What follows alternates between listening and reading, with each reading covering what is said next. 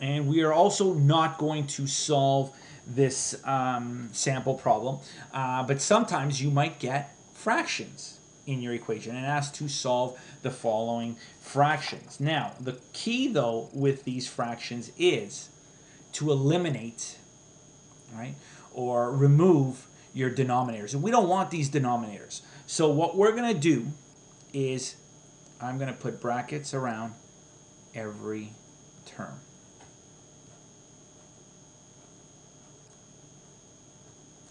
Now, with this top, right, so this is equation 1. We treat equation 1 and equation 2 completely different from one another. They're not the same. Now, equation 1, what number can I multiply all of these by that will allow me to eliminate, or sorry, get rid of this denominator? So we want to find a common denominator between both of these. And the common denominator is going to be 8. For this one. So let me use a different color. So what we're going to do is we're multiplying all these brackets, right? We put brackets around each term. We're going to multiply each one by 8. But before we're not just going to multiply them, we're actually going to first divide these by their denominator. So 8 divided by 2 is going to give me 4. So now I'm just left with 4 and an x. Plus, I'm going to divide out 8 divided by 8, which is going to give me 1, which is just going to leave me with this plus y. So let me write this underneath here. So new equation 1 is going to look as this. 4x, right? Because 8 divided by 2 is going to leave me with 4, and I'm left with an x. So a 4 and an x just allows me to rewrite it as 4x. 8 divides by 8 to equal 1, right? So instead of writing 1, we just write the variable, this plus y. So we're left with plus y. And then here equals 8. There's no denominator here to worry about, so we just multiply 8 by 4, which will give me 32. Okay, so there is equation number 1. So let's rewrite equation number 2 now.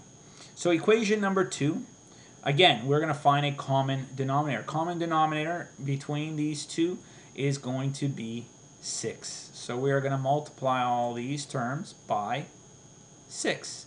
So 6 divides by 3 twice.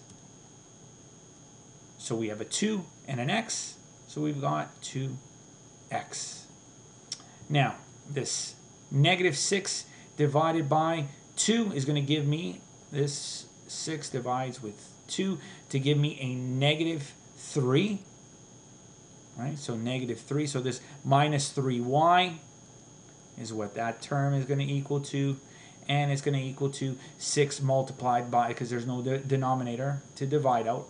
Right? So 6 multiplied by negative 2, which will give me negative 12. So here, in other words, is a new way of writing equation 1 and equation 2 to look like numbers that will allow us to make elimination that much simpler. Now, question says solve by elimination. Now, do any of these variables match their numbers in front? No.